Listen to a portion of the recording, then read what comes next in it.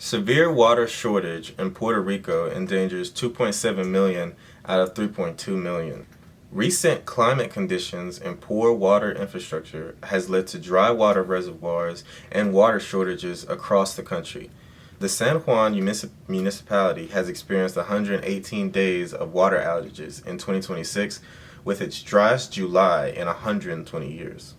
On Friday, August 7th, a rotating water rationing program was implemented in San Juan, Carolina, Trujillo Alto, Canovanas, Gurabo, Juncos, and Loiza. I like to practice my Spanish accent sometimes. Over 180,000 customers will be without running water for at least 48 hours. Now, customers is not the same as people. Customers can be one account, customers can be a whole household, maybe even a school. So that really shows you the impact that this rationing program will have. My cat just attacked. Luna just attacked Patty while she's eating. That shows you the power that the impact this rationing program is going to have on these municipalities, because that's a lot of people. As an American territory where Puerto Rican citizens have no representation in Congress, yet Washington has more economic control on them than a U.S. state, I have to ask how people do mental gymnastics on the effectiveness of neoliberalism, because this island's government can't even provide basic necessities, yet Cuba's government is the dark horse of the Caribbean. Cuba was born under and has always lived under U.S. sanctions that were implemented by capitalists and neoliberals who seek to reinstate a U.S.-backed government with a private economy on the island. In January, the U.S. began an oil blockade on Cuba. All year, media continues with reductive headlines of "Will Cuba Fall?", claiming America can fix the issue if private companies were allowed on the island. But your system doesn't even work on smaller islands.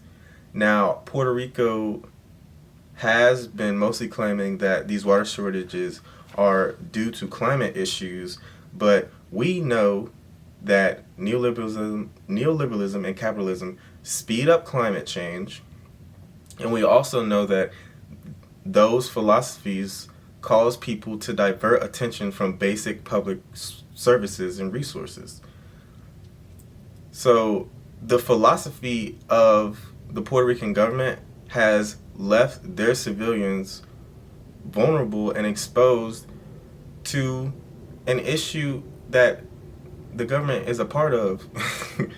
You know what I mean? Like, it's really weird to me how the media successfully portrays Cuba as this backwards, failing island when there's Puerto Rico a couple miles away, which it's not a state that's doing very well either. It's just surprising, or it's not even surprising. It just doesn't make sense, because you're saying one country is bad because of these reasons, while another country in the area is the same thing is happening to their people, but their government isn't being forced to leave or have a change. It just doesn't track. And I would like to point out these inequalities to you. Thank you for watching.